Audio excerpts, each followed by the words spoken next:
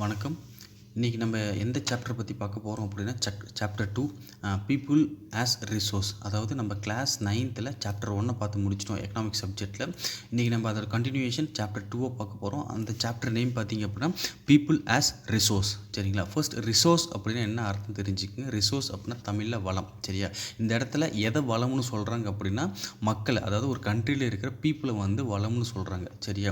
எப்படி வளம்னு சொல்கிறாங்க அப்படின்னா அங்கே இருக்கிற பீப்புள் வந்து ஒரு ஒர்க்கில் வந்து என்கேஜ் ஆனாங்க அப்படின்னா ஆட்டோமேட்டிக்காக அங்கே இருக்கிற அந்த சொசைட்டி வந்து ஆட்டோமேட்டிக்காக இம்ப்ரூவ்மெண்ட் ஆகும். எக்கனாமிக் ஆக்டிவிட்டியில் ஒரு சொசைட்டி வந்து எக்கனாமிக்கில் இன்க்ரீஸ் ஆகுது, இம்ப்ரூவ் ஆகுது அப்படின்னா அந்த கண்ட்ரியோட டோட்டல் ஜிடிபி வந்து இன்க்ரீஸ் ஆகும். சரியா? இதுதான் வந்து ரிசோர்ஸ். இதுதான் ஃபர்ஸ்ட் பாயிண்ட். சரிங்களா?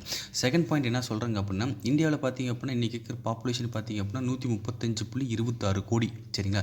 இது உலகத்திலேயே மிகப்பெரிய 2வது பாப்புலேஷன் இருக்கிற கண்ட்ரி எங்கே இருக்குது கண்ட்ரி அப்படின்னா நம்ம இந்தியா. சரி, அதே மாதிரி யூத் அதிகமாக இருக்கிற கண்ட்ரி எந்த கண்ட்ரி அப்படின்னா யங்ஸ்டர்ஸ் அதிகமாக இருக்கிற கண்ட்ரி எந்த கண்ட்ரி அப்படின்னா நம்மளோட இந்தியா. சரிங்களா?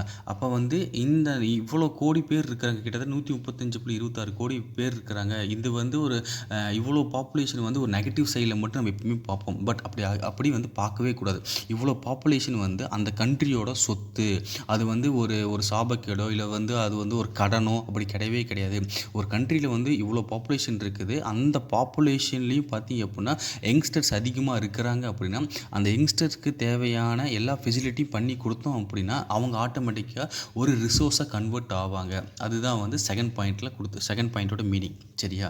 நெக்ஸ்ட் பார்த்தீங்க அப்படின்னா தேர்ட் பாயிண்ட் பார்த்தீங்க அப்படின்னா ஹியூமன் கேபிட்டல். அதாவது நம்ம ஏற்கனவே சாப்டர் 1 வந்து ஒரு ப்ரொடக்ஷனோட ரெக்யர்மெண்ட், அதாவது ஒரு உற்பத்திக்கு தேவையான என்னென்ன விஷயங்கள் தேவைன்னு சொல்லிட்டு ஒரு 4 விஷயத்தை நம்ம பார்த்தோம். அதில் ஃபர்ஸ்ட் பார்த்தீங்க அப்படின்னா லேண்டு, செகண்ட் லேபர், தேர்டு பார்த்தீங்கன்னா ஃபிசிக்கல் ரெக்யர்மெண்ட், ஃபோர்த்து பார்த்தீங்க அப்படின்னா ஹியூமன் கேபிட்டல். சரிங்களா?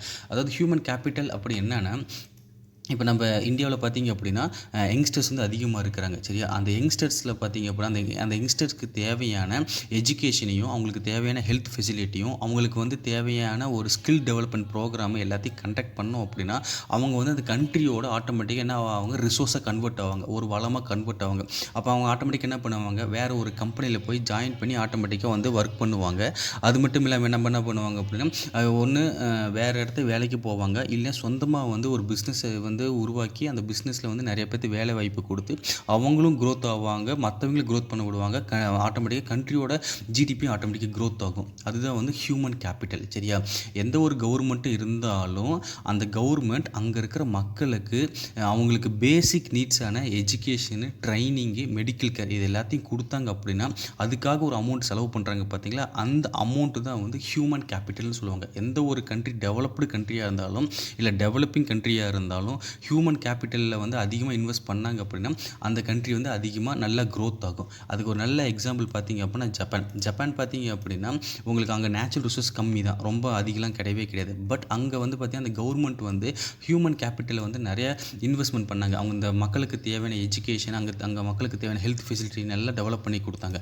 அப்போ அங்கே இருக்கிற மக்கள் என்ன பண்ணாங்க, தனக்கு தேவையான கல்வி எல்லாத்தையும் கற்றுக்கிட்டு தனக்கு தேவையான ட்ரைனிங் எல்லாத்தையும் எடுத்துக்கிட்டு அங்கே நிறைய மிஷின்ஸ், நிறைய டெக்னாலஜிஸ் அப்டேட் பண்ணி நிறைய இனோவேஷன் பண்ணி நிறைய இண்டஸ்ட்ரியல் ஓரியன்டல் நிறைய டெவலப் ஆனாங்க. அப்போ அதனால் அவங்க ஆட்டோமேட்டிக்காக கண்ட்ரியோட ஜிடிபி வந்து ஆட்டோமேட்டிக்காக அதிகமாக க்ரோத் ஆச்சு. உங்களுக்கே தெரியும் இன்றைக்கி ஜப்பான் உருவாக்குற ப்ராடக்ட்டு வந்து மேக்ஸிமம் எல்லா கண்ட்ரிலையும் வந்து சேல்ஸ் ஆகிட்டு இருக்குது. அவங்கள வந்து பீட் பண்ணுறதுக்கு ரொம்ப காம்ப்ளிகேட்டடாக இருக்குது. சரிங்களா? அந்த ஜப்பான் கவர்மெண்ட் வந்து தாங்கிட்ட நேச்சுரல் ரிசோர்ஸ் இல்லைன்னு சொல்லிட்டு அவங்க கவலைப்படல.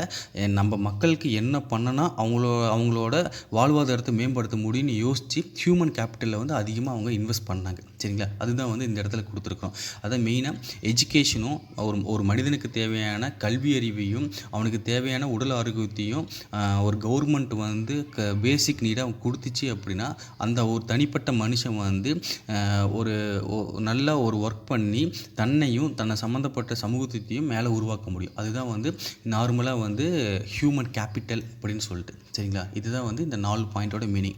நெக்ஸ்ட் பார்த்தீங்க அப்படின்னா எக்கனாமிக் ஆக்டிவிட்டி. அதாவது பீப்புளை வந்து நம்ம ரிசோர்ஸாக கன்வெர்ட் பண்ணுறோம். எதுக்காக கன்வெர்ட் பண்ணுறோம் அப்படின்னா ஒரு கண்ட்ரியோட எக்கனாமிக் ஆக்டிவிட்டீஸில் வந்து அந்த பர்டிகுலர் பர்சனோ இல்லை ஒரு குரூப் ஆஃப் பீப்புளோ வந்து இன்வால்வ் ஆகிறதுக்காக. அது என்னது எக்கனாமிக் ஆக்டிவிட்டீஸ் வந்து எதை பேஸ் பண்ணி இருக்குது அப்படின்னா 3 செக்டார்ஸை பேஸ் பண்ணி இருக்குது. அதில் பார்த்திங்க அப்படின்னா 3 செக்டாரை பேஸ் பண்ணி இருக்குது. சரியா? ஒரு கண்ட்ரி இப்போ நம்ம எந்த ஒரு கண்ட்ரியாக இருந்தாலும் இந்த 3 செக்டாரை பேஸ் பண்ணி தான் இருக்குது. அதில் பார்த்திங்க அப்படின்னா ஃபர்ஸ்ட் செக்டார் செக்டர் பார்த்தீங்கன்னா பிரைமரி செக்டர், செகண்ட் பார்த்தீங்கன்னா செகண்டரி செக்டர், தேர்ட் பார்த்தீங்கன்னா டெரிட்டரி செக்டர். சரியா, எந்தெந்த ஃபீல்டு எல்லாத்தையும் பிரைமரி செக்டரில் ஆட் பண்ணியிருக்கிறாங்க அப்படின்னா agriculture, forestry, animal husbandry, fishing, poultry farming, quarrying and mining. இதெல்லாம் பார்த்திங்க அப்படின்னா நேச்சுரலை பேஸ் பண்ணி இருக்கும். அதனால தான் இது வந்து பிரைமரி செக்டர்னு சொல்கிறாங்க. அதாவது இன்னொரு மீனிங் என்னென்னா பிரைமரி செக்டர் இந்த செக்டாரில் இருக்கிறத ப்ரொடியூஸ் பண்ணுற எல்லா ப்ராடக்ட்டுமே மற்ற செக்டாருக்கு தேவையான ரா மெட்டீரியல். சரியா, இங்கே பேஸ் பண்ணி தான் மிச்சம் 2 செக்டாரும் வந்து ரன் பண்ண முடியும். அதனால தான் இதை வந்து பிரைமரி செக்டார்னு சொல்கிறாங்க. சரியா, நெக்ஸ்ட் பார்த்திங்க அப்படின்னா செகண்டரி செக்டார். அதாவது நான் ஃபர்ஸ்ட் சொன்ன மாதிரி பிரைமரி செக்டரில் வந்து ஒரு ரா மெட்டீரியல் ப்ரொடியூஸ் பண்ணுறோம் அப்படின்னா அது வந்து ஃபினிஷ்டு ப்ராடக்டாக மாற்றணும் அப்படின்னா அது எங்கே நடக்கும் அப்படின்னா இந்த செகண்டரி செக்டரில் நடக்கும். அதனால தான் இந்த மேனுஃபேக்சரிங் சொல்கிறாங்க, இல்லை செகண்டரி செக்டர்னு சொல்கிறாங்க. நெக்ஸ்ட் பார்த்திங்க அப்படின்னா டெரிட்டரி செக்டர். சரியா, இப்போ நான் இந்த இடத்துல எனக்கு ரா மெட்டீரியல் கிடச்சிச்சு பிரைமரி செக்டரில், இந்த இடத்துல செகண்டரி செக்டரில் வந்து ஃபினிஷ்டு ப்ராடக்டாக மாற்றிட்டேன். இப்போ கஸ்டமர் கையில் கொண்டு போய் சேர்த்தணும் அப்படின்னா ஆட்டோமேட்டிக்காக அது வந்து டெரிட்டரி செக்டரில் தான் வரும். இந்த டெரிட்டரி செக்டர் என்ன சொல்லுவாங்க அப்படின்னா சர்வீஸ் செக்டர்னு சொல்லுவாங்க. அதாவது ப்ராடக்ட்டை மட்டும் சர்வீஸ் செக்டரில் சொல்ல மாட்டாங்க, கொண்டு போய் கஸ்டமர் கையில் சேர்த்துறது. ஒரு சொசைட்டிக்கு தேவையான ஒரு பேங்கிங் ஃபெசிலிட்டி பண்ணுறாங்க, ஒரு எஜுகேஷன், ஒரு காலேஜோ ஒரு ஸ்கூலோ கட்டுறாங்க, அங்கே ஒரு மக்களுக்கு தேவையான எல்லா இதுவும் பண்ணிக்கிட்டு இருக்கிறாங்க அப்படின்னா அது எல்லாமே எதில் வரும் அப்படின்னா டெரிட்டரி செக்டரில் வரும். சரியா, அப்போ ஒரு எக்கனாமிக் ஆக்டிவிட்டியில் இன்வால்வ் ஆகிற செக்டர் இந்த 3 செக்டர் தான். அந்த 3 செக்டர் வந்து எதை பேஸ் பண்ணி இருக்குது அது எல்லாத்தையும் பார்த்துட்டோம். சரியா, இந்த 3 செக்டர் எதுக்காக இருக்குது அப்படின்னா இந்த எதுக்காக யூஸ் பண்ணுறோம் அப்படின்னா ஒரு கண்ட்ரியோட ஜிடிபி க்ரோத்துக்காக யூஸ் பண்ணுறோம். சரியா, இந்த பிரைமரி செக்டரில் டோட்டலாக ஒரு வருஷத்துலேருந்து வந்து அவுட்புட்டு, செகண்டரி செக்டர்லேருந்து டோட்டலாக ஒரு வருஷத்துலேருந்து அவுட்புட்டு, தேர்டு டெரிட்டரி செக்டர் அதில் டோட்டலாக வந்து அவுட்புட்டு. இந்த 3 அவுட்புட்டையும் நம்ம ப்ளஸ் பண்ணோம் அப்படின்னா அதுதான் அந்த கண்ட்ரியோட டோட்டல் ஜிடிபி. சரி, அதுலேருந்து வந்து அவுட்புட் தான் ஜிடிபி. சரி, அதுதான் இந்த இடத்துல கீழே எழுதிருப்போம், sum of all the output from these sectors in a particular year. சரியா, ஒரு கண்ட்ரியோட ஜிடிபி அப்படின்னா என்னன்னா ஒரு குறிப்பிட்ட வருஷத்தில் ஃபார் எக்ஸாம்பிள் இப்போ 2019 இந்த 3 செக்டர்லேருந்து டோட்டலாக எவ்வளோ அவுட்புட்டு வந்துச்சு அதோட டோட்டல் சம்மேஷனில் தான் அந்த 2019 டோட்டல் ஜிடிபி. சரியா, இது இந்த ஜிடிபி அதுக்கப்புறம் நிறையா அந்த டெர்மினாலஜி வச்சு நிறையா இருக்குது. இதை பார்த்திங்கன்னா கிளாஸ் 11th டீட்டெயில்டாக பார்ப்போம். இந்த இடத்துல ஜிடிபின்னு என்னென்னு பார்த்துக்கும், அதை மட்டும் நீங்கள் தெரிஞ்சுக்கிங்க. அதாவது ஒரு கண்ட்ரியில் இருக்கிற பீப்புளை ரிசோர்ஸாக கன்வெர்ட் பண்ணுறதுக்கு எதுக்காக அப்படின்னா அந்த கண்ட்ரியில் எக்கனாமிக் ஆக்டிவிட்டி அதிகம் பண்ணுறதுக்காக. எதுக்காக அந்த எக்கனாமிக் ஆக்டிவிட்டி அதிகம் பண்ணுறோம் அப்படின்னா அந்த கண்ட்ரியோட ஜிடிபி எனக்கு அதிகமாகிறதுக்கு. அதுக்கு தான் இதுதான் மெயின் கான்செப்ட். சரிங்களா, நெக்ஸ்ட் பார்த்திங்க அப்படின்னா எக்கனாமிக் ஆக்டிவிட்டிஸ் பை உமன். சரிங்களா, அதாவது ஒரு கண்ட்ரியில் ஒரு எக்கனாமிக் ஆக்டிவிட்டி பண்ணுறதுக்கு மேலும் தேவை, ஃபீமேலும் தேவை. இதில் மெயினாக பார்த்து அப்படின்னா உமனை பற்றி பார்க்க போகிறோம். சரியா, அதில் பார்த்திங்க அப்படின்னா ஜென்ரலாக உமன் எங்கெங்கெல்லாம் ஒர்க் பண்ணுவாங்க, மேக்ஸிமம் வீட்டில் தான் ஒர்க் பண்ணுவாங்க. அவங்க வீட்டில் பண்ணுற வேலைக்கு எப்பயுமே நான் வந்து எந்த அமௌண்ட்டும் நம்ம பே பண்ண மாட்டோம். ஃபார் எக்ஸாம்பிள் இப்போ நம்ம அம்மா வந்து நம்ம வீட்டில் வேலை செய்கிறாங்க அப்படின்னா அவங்களுக்கு ஏதாச்சும் நம்ம சம்பளம் கொடுக்குறதே கிடையாது. அதே மாதிரி அவங்க வீட்டிலேருந்து ஏர்ன் பண்ணுற காசு எல்லாத்தையும் நம்ம கண்ட்ரியோட நேஷ்னல் இன்கம்க்கு வந்து நம்ம கால்குலேட் பண்ண மாட்டோம். சரியா, பட் அதே நம்ம அம்மா வந்து வீட்டில் வேலை செஞ்சால் அவங்களுக்கு எந்த சம்பளம் கொடுக்குறது கிடையாது. பட் நம்ம அம்மாவே இல்லை ஒரு லேடியோ ஒரு சொசைட்டியில் போய் ஒரு கம்பெனிலையோ ஒரு ஸ்கூல்லையோ ஒரு காலேஜ்லேயோ இப்போ பார்த்திங்கன்னா நிறைய ஐஏஎஸ் ஆஃபீஸர், ஐபிஎஸ் ஆஃபீஸர், நிறையா ஹை கிரேடில் பார்த்திங்க அப்படின்னா உமன் வந்து ஒர்க் பண்ணிக்கிட்டு இருக்கிறாங்க. சரியா, அப்படி அவங்க போய் சொசைட்டியில் ஒர்க் பண்ணுறப்ப அவங்களுக்கு தேவையான சேலரியோ ஒரு நல்ல ரெகக்னேஷன் அவங்களுக்கு கிடைக்கிது. அது மூலிமா பார்த்திங்கன்னா அவங்க ஏர்ன் பண்ணுற அந்த சேலரியை வந்து கண்ட்ரியோட நேஷ்னல் இன்கமில் வந்து கால்குலேட் பண்ணுறோம். சரியா, அதுதான் இந்த பாயிண்டில் கொடுத்துருக்குறோம். அது எப்படி வந்து அவங்களுக்கு அந்த ரெகக்னேஷன் கிடைக்கிது அப்படின்னா ஒரு பெண்ணுக்கு அவங்களுக்கு தேவையான பேசிக்கான ஒரு கல்வியும் அவங்களோட ஸ்கில் டெவலப் பண்ணிட்டோம், அவங்களுக்கு தேவையான ஒரு ஹெல்த் ஃபெசிலிட்டியும் கவர்மெண்ட் கண்டிப்பாக பண்ணி கொடுக்கணும். சரியா, அதுதான் இந்த 4th பாயிண்டில் நம்ம கொடுத்துருக்குறோம். சரியா, நெக்ஸ்ட் பார்த்திங்க அப்படின்னா குவாலிட்டி ஆஃப் பாப்புலேஷன். சரிங்களா, குவாலிட்டி ஆஃப் பாப்புலேஷன் என்ன அப்படின்னா அதாவது ஃபார் எக்ஸாம்பிள் இப்போ இந்தியா எடுத்துக்கிட்டோம் அப்படின்னா இந்தியாவில் இருக்கிற டோட்டல் பீப்புள் வந்து குவாலிட்டியாக இருக்கிறாங்களா இல்லையான்ட்டு எதை பேஸ் பண்ணி கண்டுபிடிப்போம் அப்படின்னா அந்த கண்ட்ரியில் இருக்கிற பீப்புளோட லிட்ரஸி ரேட் எவ்வளோ, அங்கே இருக்கிற ஹெல்த் ஆஃப் த பர்சன், ஒரு பர்சனோட ஹெல்த் எந்த அளவுக்கு இருக்குது, அதாவது நார்மலாக லைஃப் எக்ஸ்பெக்டன்சி அங்கே இருக்கிற கண்ட்ரியில் வாழ்கிற மக்கள் எப்படி இருக்குது. நெக்ஸ்ட்டு ஸ்கில் ஃபார்மேஷன் அங்கே எந்த அளவுக்கு அக்யூர் பண்ணியிருக்கிறாங்க. இதை பேஸ் பண்ணி தான் அந்த கண்ட்ரியோட குவாலிட்டி ஆஃப் பாப்புலேஷன் வந்து நம்ம தீர்மானிக்கிறோம். சரிங்களா, இதில் ஃபர்ஸ்ட் பார்த்திங்க அப்படின்னா லிட்ரஸி ரேட் என்ன அப்படின்னா அதாவது நார்மல் லிட்ரஸி ரேட் எந்த வயசுலேருந்து கால்குலேட் பண்ணுங்க அப்படின்னா 7 வயசுலேருந்து 25 வயசுக்குள்ளே இருக்கிற நார்மல் பீப்புள் வந்து எவ்வளோ பேர் இருக்கிறாங்க ஒரு கண்ட்ரியில், அதில் எத்தனை பேர் வந்து ஸ்கூலுக்கு போகிறாங்க, அதுதான் வந்து நார்மலாக லிட்ரஸி ரேட். சரிங்களா. இதில் பார்த்திங்க அப்படின்னா 2011 சென்சஸோட இதுன்னு போட்டிருக்கிறேன். இதில் பார்த்தீங்கன்னா லிட்ரஸி ரேட் மேல் பார்த்தீங்கன்னா இந்தியாவில் 82.13%, ஃபீமேல் பார்த்திங்க அப்படின்னா 65.47%. இந்தியாவில் கேரளா ஸ்டேட்டில் தான் வந்து லிட்ரஸி ரேட் அதிகம். ரொம்ப இந்தியாவில் எது கம்மியான லிட்ரஸி ரேட் இருக்கிற ஸ்டேட் பார்த்திங்க அப்படின்னா லோயஸ்ட் பார்த்திங்கன்னா பீகார், சரிங்களா. அது பார்த்திங்க அப்படின்னா 63.82%. சரியா. தமிழ்நாட்டோட லிட்ரஸி ரேட் பார்த்திங்க கரண்ட்டில் எவ்வளோ இருக்குது பார்த்திங்க அப்படின்னா இது வந்து கரண்ட்டு 80.09, அதாவது 2020, அதாவது கூகுளில் சர்ச் பண்ணி எடுத்து எவ்வளோ இருக்குது பார்த்தீங்கன்னா 80.09, சரிங்களா. லிட்ரஸி ரேட்டு என்ன அப்படின்னா, ஃபார் எக்ஸாம்பிள் 7லேருந்து 25 வயசுக்குள்ளே இந்தியாவில் கிட்டத்தட்ட ஒரு 1,00,000 பேர் இருக்கிறாங்க. ஒரு எக்ஸாம்பிள் சொல்கிறேன், 1,00,000 பேர் இருக்கிறாங்கன்னா அந்த 1,00,000 பேர்த்தில் எத்தனை பேர் ஸ்கூலுக்கு போகிறாங்க, அதுதான் வந்து லிட்ரஸி ரேட், சரிங்களா. எத்தனை பேர் போயிட்டு படித்து பட்டம் வாங்கியிருக்கிறாங்க, அதுதான் வந்து லிட்ரஸி ரேட், சரியா. நெக்ஸ்ட் பார்த்திங்க அப்படின்னா லைஃப் எக்ஸ்பெக்டன்சி. லைஃப் எக்ஸ்பெக்டன்சினா சிம்பிளாக the average life of a person, சரிங்களா. அதாவது ஒரு மனுஷன் பிறக்கிறான், குழந்தையாக பிறக்கிறான், மேக்ஸிமம் எவ்வளோ வயசு வரைக்கும் வாழ்கிறான், அதுதான் வந்து நார்மலாக ஒருத்தனோட life expectancy. Average life expectancy அப்படின்னா 100 பேர் இருக்கிறாங்க, அதில் வந்து பார்த்திங்கன்னா ஒரு 60 பேர் வந்து ஒரு 70 வயசு வரைக்கும் வாழ்கிறாங்க. மிச்சம் இருக்கிற ஒரு 40 பேர் வந்து 20 வயசில் இறந்தாங்க, இல்லை குழந்தையாக பிறந்தாங்க அப்படின்னா அந்த 60 பேர் பார்த்திங்கன்னா 70 வயசு வரைக்கும் வாழ்கிறாங்க, அதுதான் வந்து ஆவரேஜ் லைஃப். இந்தியாவில் பார்த்திங்கன்னா ஒருத்தரோட மேக்ஸிமம் லைஃப் பார்த்திங்க அப்படின்னா 69.16 வருஷம், சரிங்களா. இது பார்த்திங்கன்னா 2017, சரிங்களா. இதுதான் வந்து நார்மலாக லைஃப் எக்ஸ்பெக்டன்சி அப்படின்னா என்னன்ட்டு, சரிங்களா. நெக்ஸ்ட் பார்த்திங்கன்னா மோஸ்ட் இம்பார்ட்டண்ட் திங் பார்க்குறோம் எஜுகேஷன், சரியா.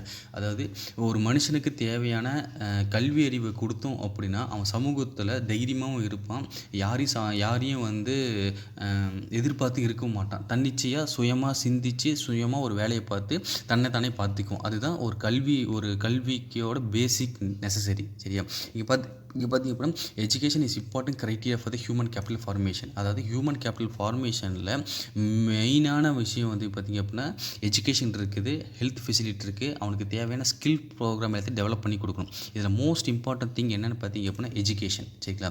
நெக்ஸ்ட் பார்த்திங்க அப்படின்னா எதுக்காக எஜுகேஷன் வந்து ஒருத்தனுக்கு தேவைப்படுது அப்படின்னா by acquiring job after education once economic condition will get increase through education, சரியா.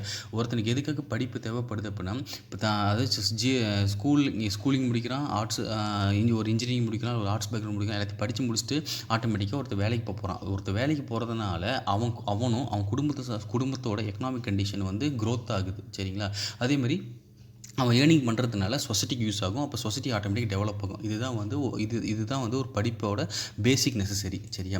அது வந்து செகண்ட் பாயிண்டில் கொடுத்துருக்குது, சரிங்களா. நெக்ஸ்ட் பார்த்திங்க அப்படின்னா special attention given to the girls for the children, சரி. அதாவது இங்கே மேலே பார்த்திங்க அப்படின்னா உங்களுக்கே இங்கே நிறைய டிஃப்ரென்ஸ் தெரியும். மேல் பார்த்திங்க அப்படின்னா எவ்வளோ பர்சன்டேஜ் லிட்ரஸி ரேட் இருக்குது, 82.13% இருக்குது. ஃபீமேல் எவ்வளோ இருக்குது, 65.47%. இங்கே பார்த்திங்கன்னா மெயினாக டிஃப்ரென்ஸ் ஃபீமேலை விட மேலோட கான்ட்ரிபியூஷன் அதிகமாக இருக்குது, சரிங்களா. பட் ஒரு ஃபேமிலியில் பார்த்தீங்க அப்படின்னா ஃபீமேல் கம்பல்சரி படித்தாங்க அப்படின்னா அவங்க படிச்சிருந்தாங்கன்னா அடுத்து வர அவங்களுக்கு கீழே வர சங்கதிகள், அதாவது அவங்களுக்கு குழந்தை பிறந்தாங்க அவங்கள பார்த்துக்குவாங்க, நல்லா படிக்க வைப்பாங்க, அதேமாதிரி அவங்களுக்கு தேவையான ஹெல்த் ஃபெசிலிட்டி எல்லாமே நல்லா பண்ணுவாங்க. அப்போ ஒரு குடும்பத்தில் ஆணை விட பெண் கண்டிப்பாக படிக்கணும். அதனால் இப்போ கவர்மெண்ட் பார்த்திங்கன்னா நிறைய வந்து ஸ்பெஷல் அட்டென்ஷன் வந்து யாருக்கு கொடுக்குறாங்க அப்படின்னா கேர்ள்ஸ் கொடுக்குறாங்க, சரியா. அவங்கள அட்லீஸ்ட் பேசிக் எலிமெண்ட்ரி எஜுகேஷன் கொடுக்கணும் அப்படின்ட்டு. அதனால் இப்போ சென்ட்ரல் கவர்மெண்ட் பார்த்திங்க அப்படின்னா சும்மா நிறைய ஸ்கீம் லான்ச் பண்ணிக்கிறாங்க. அதில் வந்து இந்த இடத்துல ஒரு ஸ்கீம் கொடுத்துருக்குறோம். அது பார்த்திங்கன்னா நவோதய வித்யாலயா, சரியா. இது எல்லா டிஸ்ட்ரிக்ட்லையும் ஸ்டார்ட் பண்ணியிருக்கிறாங்க. அதே மாதிரி இப்போ 10th வரைக்கும் ஓகே, 11th 12th பார்த்திங்கன்னா ஒகேஷனல் ஸ்ட்ரீம் வந்து கொடுத்துருக்காங்க. அதுனா ஒகேஷனல் ஸ்ட்ரீம் அப்படின்னா தொழில் சம்மந்தப்பட்ட படிப்பை வந்து 11th 12th ஸ்கூலிங்லேயே வந்து சொல்லிக் கொடுக்குறாங்க. அதுதான் வந்து ஒகேஷனல் ஸ்ட்ரீம், சரிங்களா. நெக்ஸ்ட் பார்த்திங்க அப்படின்னா இந்த நவோதய வித்யாலயா என்ன சொல்லுவாங்க அப்படின்னா ஜவஹர் நவோதய வித்யாலயா அப்படின்னு சொல்லுவாங்க. இது எந்த மினிஸ்ட்ரி கீழே வரும் அப்படின்னா எஜுகேஷன் மினிஸ்ட்ரி. இந்த ஸ்கீமை வந்து யார் ஆரம்பித்தாங்க அப்படின்னா ராஜீவ் காந்தி வந்து பிரைம் மினிஸ்டராக இருக்கிறப்ப ஆரம்பிச்சது. எந்த வருஷம் அப்படின்னா 1986 பார்த்திங்க அப்படின்னா இந்த ஸ்கீம் ஆரம்பிச்சிட்டாங்க. இது என்ன ஸ்கீம் அப்படின்னா கிராமப்புறத்தில் வந்து நல்ல அறிவாக ஒரு நல்லா படிக்கிற குழந்தைங்க இருந்துச்சு அப்படின்னா அவங்களுக்கு தேவையான பேசிக் எஜுகேஷனை வந்து எப்படி ஒரு அர்பன் ஏரியாவில் இருக்கிற ஸ்கூலால் கொடுக்க முடியுதோ அதை வந்து கிராமப்புறத்துலேயே வந்து அவங்களுக்கு வந்து ட்ரைனிங் பண்ணுறாங்க. இதுதான் வந்து ஜவஹர் நவோதய வித்யாலயாவோட ஸ்கீம், சரிங்களா. இது இன்றைக்கு வரைக்கும் ஆக்டிவாக தான் இருந்துகிட்டு இருக்குது, சரிங்களா. நெக்ஸ்ட் பார்த்திங்க அப்படின்னா ஃபர்ஸ்ட்டு 5 இயர் பிளான் இந்த இடத்துல பார்த்திங்க அப்படின்னா இதை பார்த்தாலே உங்களுக்கு நல்லா தெரிஞ்சிடும். அதாவது இந்தியா வந்து 1950 வந்து பிளானிங் கமிஷன் ஸ்டார்ட் பண்ணி இந்தியாவில் வந்து இந்த 5 இயர் பிளான் வந்து இம்ப்ளிமெண்டேஷன் பண்ணிக்கிட்டு இருக்கோம். சரிங்களா? இதில் ஃபர்ஸ்ட்டு 5 இயர் பிளான் பார்த்திங்க அப்படின்னா 151 கோடி வந்து நம்ம எஜுகேஷனுக்காக வந்து நம்ம செலவு பண்ண பிளான் பண்ணியிருந்தோம். சரியா? பட் இங்கே பார்த்திங்க அப்படின்னா 11th பிளான், அதாவது நம்ம மொத்தம் 12 பிளான் முடிஞ்சிருச்சு. அவ்வளோ 12 பிளான் வரைக்கும் தான். இப்போ நான் இதில் 11th பிளானிங்கோட டேட்டா என்னென்னு போட்டுருக்கிறேன். ஃபர்ஸ்ட்டு 5 இயர் பிளானில் பார்த்திங்க அப்படின்னா 151 கோடி. இங்கே 11th 5 இயர் பிளானில் பார்த்திங்க அப்படின்னா 3766.90 கோடி. சரிங்களா? இவ்வளோ அமௌண்ட் இன்க்ரீஸ் 151 கோடியிலேருந்து இவ்வளோ அமௌண்ட் இன்க்ரீஸ் இருக்குது. இதை பேஸ் பண்ணி நம்ம என்ன நம்மளுக்கு தெரிஞ்சுக்கலாம் அப்படின்னா இந்தியாவில் எஜுகேஷனுக்கு நிறைய இம்பார்ட்டன்ஸ் கொடுக்குறாங்க. கவர்மெண்ட் நிறைய இனிஷியேட் பண்ணி நிறைய ப்ரோக்ராம் லான்ச் பண்ணுறாங்க. அதை வச்சு நம்ம வந்து இந்த 5 இயர் பிளானில் நம்ம தெரிஞ்சுக்கலாம். சரிங்களா? நெக்ஸ்ட் பார்த்திங்க அப்படின்னா லிட்ரஸி ரேட்டு பார்த்திங்க அப்படின்னா 1951 பார்த்திங்கன்னா 18% லிட்ரஸி ரேட் தான் இருந்துச்சு. பட் அதே பார்த்திங்கன்னா 2010-11 ஸ்டாட்டிக்ஸ் எடுத்து பார்க்குறப்ப 74% வந்து இன்க்ரீஸ் ஆகிருக்கு. சரி, 74% இருக்குது. சரியா? இது பார்த்திங்க அப்படின்னா இந்த கண்டென்ட் எதுலேருந்து எடுத்து அப்படின்னா என்சிஆர்டி புக்ஸ் எக்கனாமிக்ஸில் சாப்டர் 2ல் பேஜ் நம்பர் 22 ஒரு பாக்ஸ் கொடுத்துருப்பாங்க. அந்த பாக்ஸுக்கு கீழே வந்து இந்த டேட்டா கொடுத்துருக்குறாங்க. சரியா? அடுத்து அதே மாதிரி கிராமத்தில் பார்த்திங்க அப்படின்னா லிட்ரஸி ரேட் இன்னும் கம்மியாக தான் இருக்குது. எதோட கம்பேர் பண்ணுறப்ப நகர்ப்புறத்தை விட கிராமப்புறத்தில் இன்னும் லிட்ரஸி ரேட்டு கம்மியாக தான் கொடுத்துருக்குது. நிறையா பெண்களை பார்த்திங்க அப்படின்னா இன்னும் கிராமப்புறத்தில் படிக்க வைக்கிறது அனுப்பிச்சுடுறதே இல்லை. இந்தியாவில் லிட்ரஸி ரேட்டு வந்து கிராமப்புறத்தில் வந்து இன்னும் கம்மியாக தான் இருந்துகிட்டு இருக்குது. சரியா? அடுத்து பார்த்திங்க அப்படின்னா சர்வ சிக்ஷா அபியான் சொல்லிட்டு ஒரு ஸ்கீம் ஒன்று இருக்குது. சரியா? இந்தியன் கவர்மெண்ட் வந்து லான்ச் பண்ணாங்க. இந்த இது பார்த்திங்க அப்படின்னா நம்ம இந்தியன் கான்ஸ்டியூஷனில் ஃபண்டமெண்டல் ரைட்ஸ்னு சொல்லிட்டு ஒரு ஒரு ஒரு பாட்டு ஒன்று இருக்குது. அந்த இது பார்த்திங்க அப்படின்னா நம்மளுக்கு வந்து இந்த கான்ஸ்டியூஷனை வந்து அமெண்ட்மெண்ட் பண்ணாங்க. 86th அமெண்ட்மெண்ட் பண்ணாங்க. அதாவது எலிமெண்ட்ரி எஜுகேஷன் வந்து கவர்மெண்ட் வந்து கண்டிப்பாக எல்லா குழந்தைகளுக்கும் கொடுக்கணும் அப்படின்னு சொல்லிட்டு அது ஃபண்டமெண்டல் ரைட்ஸ்குள்ளே எடுத்துகிட்டு வந்தாங்க. அதுக்காக வந்து நம்மளோட இந்தியன் கான்ஸ்டியூஷனை வந்து 86th தடவை ஒரு தடவை அமெண்ட்மெண்ட் பண்ணி அது ஆர்டிகல் 21A வந்து இந்தியன் கான்ஸ்டியூஷனில் வந்து ஆட் பண்ணாங்க. யாரோட பீரியடில் பார்த்திங்க அப்படின்னா வாஜ்பாய் வந்து இவராக இருக்கிறப்ப அட்டல் பிரைம் மினிஸ்டராக இருக்கிறப்ப 2010 வந்து நம்ம இந்தியன் கான்ஸ்டியூஷனை வந்து 86th தடவை அமெண்ட்மெண்ட் பண்ணி அதில் வந்து ஃபண்டமெண்டல் ரைட்ஸில் வந்து ஆர்டிகல் 21A ஆட் பண்ணாங்க. அது என்னென்னா a step towards providing elementary education to all the children in the age group to 16 to 14 years. அதாவது 6லேருந்து 14 வயசு இருக்கிற குழந்தைங்களுக்கு வந்து பார்த்திங்க அப்படின்னா கம்பல்சரி எஜுகேஷன் ஃப்ரீ எஜுகேஷன் கொடுத்தாகணும். அதுதான் வந்து சர்வ சிக்ஷா அபியான் இந்த ஸ்கீம் பேர். சரியா? அடுத்து ஒரு ஸ்கூலில் வந்து என்ரோல்மெண்ட் அதிகம் பண்ணுறதுக்காக கவர்மெண்ட் என்னென்னா back to the school campus bridge courses நிறைய கண்டக்ட் பண்ணாங்க. நெக்ஸ்ட் பார்த்தீங்கன்னா இங்கே ஒரு ஸ்கூலில் அட்டண்டன்ஸ் ரேஷியோ அதிகம் பண்ணணும். அதே மாதிரி ஒரு குழந்தையோட நியூட்ரிஷன் அவங்களோட ஹெல்த்துக்கு இம்பார்ட்டன்ஸ் கொடுக்கறதுக்காக மிட் டே மீல் ஸ்கீம்னு ஒரு ஆரம்பித்தாங்க. சரிங்களா? நெக்ஸ்ட் பார்த்திங்க அப்படின்னா ஹெல்த்து. இந்த ஹெல்த் பார்த்திங்க அப்படின்னா உங்களுக்கு வந்து செகண்ட் மோஸ்ட் க்ரைட்டீரியா, அதாவது படிப்பு இருக்கணும். ஒருத்தர் வந்து உடல் ஆரோக்கியம் நல்லா இருந்துச்சு அப்படின்னா அவங்க வந்து பார்த்திங்க அப்படின்னா ஆட்டோமேட்டிக்காக ஒரு கம்பெனியில் நல்லா ஒர்க் பண்ண முடியும், தன்னையும் பார்த்துக்க முடியும், தன் குடும்பத்தையும் பார்த்துக்க முடியும், சமூகத்தில் அவங்களால ஒரு நல்ல ஏர்னிங்ஸ் அவங்களால பண்ண முடியும். அப்போ கவர்மெண்ட் வந்து பார்த்திங்கன்னா எஜுகேஷனுக்கு எந்தளவுக்கு இம்பார்ட்டன்ஸ் கொடுத்தாங்களோ அதே மாதிரி தான் வந்து ஹெல்த்துக்கு நல்லா இம்பார்ட்டன்ஸ் கொடுக்க ஆரம்பித்தாங்க. அதனால் இந்தியா சுதந்திரம் வந்ததுக்கப்புறமேட்டு பார்த்திங்க அப்படின்னா ஹெல்த் இன்ஃப்ராஸ்ட்ரக்சரில் இந்தியனை வந்து நிறையா வந்து டெவலப் ஆகிட்டு இருக்குது. இது எல்லாமே பார்த்திங்க அப்படின்னா எதுக்காக அப்படின்னா ஒரு தனிப்பட்ட மனுஷனோட வாழ்வாதாரம், அதாவது தான் உடலும் பார்த்துக்கணும், தன்னோட எக்கானமி டெவலப் பண்ணணும். அதுக்காக தான் வந்து இந்தியன் கவர்மெண்ட் வந்து நிறையா ஹெல்த் இன்ஃப்ராஸ்ட்ரக்சர் பேசிஸில் நிறைய கான்சன்ட்ரேஷன் பண்ணுறாங்க. சரிங்களா? இது பார்த்திங்க அப்படின்னா the health of a person helps him to realise his potential and ability to fight illness. அதாவது ஒருத்தன் நல்ல ஆரோக்கியமாக இருக்கிறான்னா தன்னோட பலம் என்னன்னு அவனுக்கு புரியும். அதே மாதிரி அவன் எதிர்ப்பு சக்தி நிறையா இருந்துச்சு அப்படின்னா எந்த வகையான நோய் வந்து அவனை தாக்கினாலும் அவன் வந்து அதிலிருந்து வெளியே வந்துடுவான். சரிங்களா? அதுதான் வந்து இந்த ஃபர்ஸ்ட் பாயிண்ட். செகண்ட் பார்த்திங்க அப்படின்னா இதில் பார்த்திங்க அப்படின்னா இந்தியாவில் இன்ஃபேன்ட் மோர்டாலிட்டி ரேட்னு ஒன்று இருக்குது, normal mortality rate, infant mortality rate. இதெல்லாம் பற்றி டீட்டெயிலாக என்னென்ன அடுத்த கிளாஸ் பார்த்துக்கும். இந்த இடத்துல சும்மா என்னென்ன மட்டும் பார்த்துங்க. இன்ஃபன்ட் மோர்டாலிட்டி ரேட் என்ன அப்படின்னா is the death of the child under 1 year of age. அதாவது ஒரு குழந்தை பிறந்து 1 வயசு கூட கம்ப்ளீட் ஆகாமல் இறந்து போச்சு அப்படின்னா அதுதான் இன்ஃபன்ட் மோர்டாலிட்டி ரேட். நல்லா பார்த்திங்க, ஒரு குழந்தை பிறக்குது 1 வயசு கூட கம்ப்ளீட் ஆகாமல் இறந்து போச்சு அப்படின்னா இன்ஃபன்ட் மோர்டாலிட்டி ரேட். இந்த இன்ஃபன்ட் மோர்டாலிட்டி ரேட் பார்த்திங்க அப்படின்னா ஃபஸ்ட்டு சுதந்திரம் வாங்கினதுக்கப்புறமேட்டு கூட நிறையா இருந்துச்சு. பட் இன்றைக்கி பார்த்து அப்படின்னா டெக்னாலஜி வச்சு மெடிசன் நிறைய அப்டேட் பண்ணதுனால அது ஆட்டோமேட்டிக்காக கம்மியாகிட்டே தான் இருக்குது. சரி, நெக்ஸ்ட் பார்த்து டெத் ரேட் அப்படின்னா 1000 பேர் அது is the number of people per 1000 who dies during a particular period of time. அதாவது ஒரு 1000 பேர்த்த எடுத்துக்கிறாங்க ஒரு பர்டிகுலர் இயரில். அந்த 1000 பேர்த்தில் எத்தனை பேர் சாகுறாங்க அதுதான் வந்து அந்த வருஷத்தோட டெத் ரேட். சரிங்களா, இதுதான் வந்து நார்மல் டெத் ரேட். சரிங்களா, நெக்ஸ்ட் பார்த்திங்க அப்படின்னா ஹெல்த் இன்ஃப்ராஸ்ட்ரக்சர் ஓவர் இயர். சரியா, நம்ம இன்ஃப்ராஸ்ட்ரக்சர் எப்படி இந்த மாதிரிலாம் டெவலப் ஆகிட்டு இருக்குது அப்படின்னா நார்மலாக சப் சென்டர், கிராமப்புறத்தை பொறுத்த சப் சென்டர்ஸ் இருக்கும், பிரைமரி ஹெல்த் சென்டர்ஸ் இருக்குது, கம்யூனிட்டி ஹெல்த் சென்டர், இந்த மாதிரி நிறையா சென்டர்ஸ் ஆரம்பித்து நார்மலாக ஒரு கிராமப்புறத்தில் பேசிக்கான தேவையான வந்து உடம்பு சம்மந்தப்பட்ட நோய்களோ இல்லை சின்ன சின்ன எக்ஸ்ரே எடுக்கணும் அப்படின்னா அது சின்ன சின்ன வில்லேஜில் தாலுக்காவில் எப்படி இருக்கணும், ஒரு சின்ன டவுனில் எப்படி இருக்கணும், அதே ஒரு முனிசிபாலிட்டி ஒரு ஒரு ஒரு கார்ப்பரேஷன் அந்த மாதிரி ஒரு ஏரியாவில் எப்படி இருக்குன்னு சொல்லிட்டு பிரித்து நம்ம கவர்மெண்ட் வந்து நிறைய சலுகைகளை கொடுத்து மக்களை பார்த்துக்கிட்டு இருக்கிறாங்க. சரியா, அதே மாதிரி இந்தியாவில் அது சவுத் இந்தியாவில் தான் வந்து நம்பர் ஆஃப் காலேஜஸ் அதிகமாக இருக்குது. சரியா, அதில் எந்தெந்த ஸ்டேட் பார்த்தீங்கன்னா தமிழ்நாடு, கர்நாடகா, மகாராஷ்டிரா, ஆந்திர பிரதேஷ், இந்த 4 ஸ்டேட்டில் தான்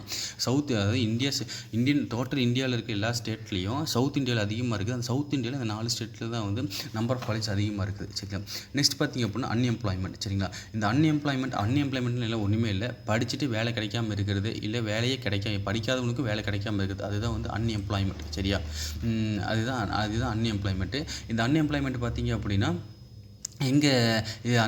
ஒர்க்கிங் ஃபோர்ஸ் பாப்புலேஷன், அதாவது இந்தியாவில் வேலை செய்கிற வயசு ஸ்டார்டிங் பார்த்திங்க அப்படின்னா 15 வயசுலேருந்து 59 வயசு இருக்குது தான் ஒர்க்கிங் ஃபோர்ஸ் பாப்புலேஷன் நம்ம சொல்கிறோம். சரியா, இந்த அன்எம்ப்ளாய்மெண்ட் பார்த்திங்க அப்படின்னா கிராமப்புறத்துலையும் இருக்குது, ரூரல்லையும் இருக்குது, அர்பன் நகரப்புறத்துலையும் இருக்குது. ரூரலில் பார்த்திங்க அப்படின்னா சீசனல் அன்எம்ப்ளாய்மெண்ட் சொல்லுவாங்க, டிஸ்கஸ்ட் அன்எம்ப்ளாய்மெண்ட் சொல்லுவாங்க. அது என்ன சீசனல் அன்எம்ப்ளாய்மெண்ட் அப்படின்னா ஒரு கிராமத்தில் பார்த்திங்க அப்படின்னா அதாவது அக்ரிகல்ச்சர் பேஸ் பண்ணி ஒருத்தர் ஒர்க் பண்ணிகிட்டு இருக்கிறாங்க அப்படின்னா சில சீசனில் வந்து அவங்களுக்கு வேலை கிடைக்காம இருக்கும். எப்போனா விதையை விதைச்சி முடிச்சுட்டு சின்ன சின்ன வேலையை பார்த்துக்கிட்டு நடுவில் பார்த்திங்கன்னா குறிப்பிட்ட வேலை இல்லாமல் இருக்கும். நெக்ஸ்ட்டு பார்த்திங்கன்னா ஒரு 3 மாதம் அதுக்கு அந்த நெல்லுகளில் ஃபுல்லாக விளைஞ்சி வந்ததுக்கு அப்புறமேட்டு அறுவடைப்பு மட்டும் தான் உங்களுக்கு வந்து வேலை நடக்கும். அப்போ நெல்லை விதைச்சிட்டு அதுக்கு ஓரளவுக்கு சின்ன சின்ன வேலையை இந்த எல்லாம் செஞ்சுட்டு அது நடுவில் வந்து அறுவடை பண்ணுறதுக்கும் நடுவில் இருக்கிற கேப்பு தான் வந்து அவங்களுக்கு வேலை இல்லாமல் கேப்பு. அப்போ வந்து அதுதான் வந்து நம்மளுக்கு என்ன சொல்கிறாங்க அப்படின்னா சீசனல் அன்எம்ப்ளாய்மெண்ட். சரியா, ஒரு குறிப்பிட்ட மாதத்தில் மக்களுக்கு ஒரு சில குறிப்பிட்ட இடத்துல வந்து வேலை கிடைக்காம இருக்கும், அது வந்து சீசனல் அன்எம்ப்ளாய்மெண்ட். சரியா, டிஸ்கஸ் அன்எம்ப்ளாய்மெண்ட் அப்படின்னா அதுக்கு ஒரு நல்ல எக்ஸாம்பிள் சொல்லலாம், புக்லேயே தான் கொடுத்துருப்பாங்க. இப்போ என்கிட்ட ஒரு ஏக்கரை காடு இருக்குது, இந்த ஒரு ஏக்கரை காடில் வந்து எனக்கு ஒரு 5 பேர் வேலை செஞ்சால் போதும். பட் அந்த ஃபேமிலி ஒரு 10 பேர் இருக்கிறாங்கன்னா அந்த 10 பேரும் அந்த ஒரு ஏக்கரில் வேலை செய்கிறாங்க. அந்த எக்ஸஸாக இருக்கிற 5 பேர்த்த நான் வேலையிலேருந்து எடுத்தாலும் அந்த ஒரு ஏக்கரில் அந்த ஒரு அவுட்புட்டில் வந்து எனக்கு எந்த ப்ராப்ளம் இல்லாமல் இருக்கும். சரியா, அந்த எக்ஸஸாக இருக்கிற 5 பேர் தான் வந்து என்ன சொல்லுவாங்க அப்படின்னா டிஸ்கஸ்ட் அன்எம்ப்ளாய்மெண்ட் சொல்லுவாங்க. சரி, ஆள் வந்து எக்ஸ்ட்ரா வேலை செய்கிறாங்க, அவங்க வேலை செஞ்சாலும் அந்த ஒரு ஏக்கர்லேருந்து என்ன அவுட்புட் வருமோ அதுதான் வரும், அந்த ஒரு அவங்களை எடுத்துட்டாலும் அந்த ஒரு ஏக்கர்லேருந்து என்ன அவுட்புட் வருமோ அதுதான் வரும். சரியா, அது வந்து டிஸ்கஸ்ட் அன்எம்ப்ளாய்மெண்ட். சரியா, அப்போ அன்எம்ப்ளாய்மெண்ட்னா வேலை இல்லாமல் இருக்கிறது. அதை ரூலரில் பார்த்து 2ஆக பிரிக்கிறோம், seasonal unemployment, discussed unemployment. Seasonal unemployment அப்படின்னா ஒரு குறிப்பிட்ட சீசன் அப்போ குறிப்பிட்ட சீசன் அப்போ மக்களுக்கு வேலை இல்லாமல் இருக்கும், அது வந்து சீசனல் அன்எம்ப்ளாய்மெண்ட். டிஸ்கஸ்ட் அன்எம்ப்ளாய்மெண்ட் அப்படின்னா எக்ஸஸாக ஒரே இடத்துல பீப்புள் ஒர்க் பண்ணிகிட்டு இருப்பாங்க, அந்த எக்ஸஸாக ஒர்க் பண்ணுற பீப்புளை அந்த ஒர்க் பண்ணுற இடத்துலேருந்து எடுத்தோம் அப்படின்னா அந்த ஒர்க்கோட அவுட்புட் வந்து அஃபெக்ட் ஆகாது, அதுதான் வந்து டிஸ்கஸ்ட் அன்எம்ப்ளாய்மெண்ட். சரியா, அர்பனில் பார்த்தீங்க அப்படின்னா எஜுகேட்டட் அன்எம்ப்ளாய்மெண்ட், அதாவது படிச்சுட்டு வேலை இல்லாமல் இருக்கிறாங்க பார்த்தீங்களா, அது வந்து அதிகமாக இருக்கும், அது வந்து அர்பன் அன்எம்ப்ளாய்மெண்ட். சரியா, அடுத்து அன்எம்ப்ளாய்மெண்ட் டிஸ்அட்வான்டேஜ் என்னென்னா ஒரு இடத்துல ஒரு கண்ட்ரியில் வந்து அன்எம்ப்ளாய்மெண்ட் அதிகமாக இருந்துச்சு அப்படின்னா அங்கே வந்து அந்த மேன் பவரோட ரிசோர்ஸ் வந்து ஆட்டோமேட்டிக்காக, அதாவது ஒரு கவர்மெண்ட் வந்து ஒருத்தர் நார்மலாக படிக்கணும்னு சொல்லிட்டு அவங்களுக்கு தேவையான எல்லா ஃபெசிலிட்டி பண்ணி கொடுப்பாங்க. படிச்சுட்டு வேலை கிடைக்கல அப்படின்னா அவங்க இன்வெஸ்ட் பண்ணது எல்லாமே அந்த கவர்மெண்ட் இன்வெஸ்ட் பண்ண டைமு காசு எல்லாமே வேஸ்ட் ஆயிரும். அதுதான் இந்த ஃபர்ஸ்ட் பாயிண்ட். செகண்ட் பார்த்திங்க அப்படின்னா அந்த படிப்பு ஒருத்தர் வேலை இல்லாமல் இருந்தான் அப்படின்னா அது அவனையும் பாதிக்கும், அவன் சம்மந்தப்பட்ட ஃபேமிலியும் பாதிக்கும், அந்த ஃபேமிலி இருக்கிற சொசைட்டியும் பாதிக்கும், சொசைட்டி இருக்கிற கண்ட்ரியும் பாதிக்கும். சரியா, அதுதான் செகண்ட் பாயிண்ட். செகண்ட் பார்த்திங்க அப்படின்னா அது வந்து ஒருத்தன் வேலை இல்லாமல் இருக்கிறான் அப்படின்னா நிறைய ஒருத்தன் மாதிரியே ஒரு 100 பேர் இருக்கிறாங்க, ஒரு 1000 பேர் இருக்கிறாங்க அப்படின்னா அது கண்ட்ரியோட டோட்டல் எக்கானமி ஃபுல்லாக பாதிக்கும். சரிங்களா, இதுதான் அன்எம்ப்ளாய்மெண்ட் டிஸ்அட்வான்டேஜ். இதுதான் வந்து சாப்டர் 2ஓட கண்டென்ட் எல்லாமே. சரியா, அதாவது பீப்புள் ஆஸ் எ ரிசோர்ஸ்னு என்னென்னு பார்த்தோம், ரிசோர்ஸ்னால் என்ன, அவங்க யாரை வந்து ரிசோர்ஸ்னு சொல்கிறாங்க, அப்படி இந்த பீப்புளை வந்து ரிசோர்ஸாக கன்வெர்ட் பண்ணணும் அப்படின்னா கவர்மெண்ட் என்னென்னலாம் பண்ணுறாங்க, அதில் வந்து எஜுகேஷனுக்கு என்ன அளவுக்கு இம்பார்ட்டன்ஸ் கொடுக்குறாங்க, அதே மாதிரி ஹெல்த்துக்கு என்னென்ன இம்பார்ட்டன்ஸ்லாம் கொடுக்குறாங்க, அதே மாதிரி இந்த ஹெல்த்துக்கும் இந்த எஜுகேஷனுக்கும் எதுக்காக இம்பார்ட்டன்ஸ் கொடுக்குறாங்க, எக்கனாமிக் ஆக்டிவிட்டி இன்க்ரீஸ் பண்ணுறதுக்காக கொடுக்குறாங்க, சரிங்களா. அந்த எக்கனாமிக் ஆக்டிவிட்டீஸில் என்னென்ன செக்டார்லாம் வருதுன்னு பார்த்தோம். அதில் ஜிடிபிலாம் என்னென்னு பார்த்தோம் சரியா. அதே மாதிரி நார்மலாக ஒரு குவாலிட்டி ஆஃப் த ஒரு கண்ட்ரியில் குவாலிட்டி ஆஃப் த பாப்புலேஷன் என்னென்னு பார்த்தோம். அதே மாதிரி அன்எம்ப்ளாய்மெண்ட்னா என்னென்னு பார்த்தோம். அது ரூரலில் எப்படி இருக்குது, அர்பனில் எப்படி இருக்குது, அதோட டிஸ்அட்வான்டேஜ் எல்லாம் பார்த்தோம் சரிங்களா. இதுதான் வந்து சாப்டர் 2ஓட கன்க்ளூஷன் சரிங்களா. நெக்ஸ்ட் பார்த்திங்க அப்படின்னா நம்ம சாப்டர் 3 பற்றி பார்க்க போகிறோம். பாவர்ட்டி பற்றி பார்க்க போகிறோம் சரிங்களா. இந்த வீடியோ முழுசும் பார்த்துட்டு இதுக்கப்புறம் நீங்கள் புக் எடுத்து படிச்சிங்க அப்படின்னா கண்டிப்பாக உங்களுக்கு எந்த வகை டவுட்டும் வராது சரிங்களா. இந்த வீடியோ பிடிச்சிருந்துச்சு அப்படின்னா நீங்கள் கமெண்ட் பண்ணுங்கள், லைக் பண்ணுங்கள், ஷேர் பண்ணுங்கள், மறக்காமல் சேனலை சப்ஸ்கிரைப் பண்ணுங்கள்.